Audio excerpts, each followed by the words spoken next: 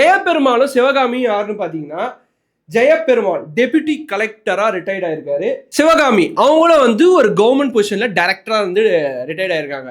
So 2 பேருமே higher officials இன் Tamil Nadu government. Deputy collector யோசிச்சு பார்த்துங்க, கிரீன் இங்க்ல சைன் போடுற அளவுக்கு ஒரு பெரிய மனுஷன். இந்த சைடில் வந்து இவங்களும் வந்து சாதாரண ஆள்லாம் கிடையாது.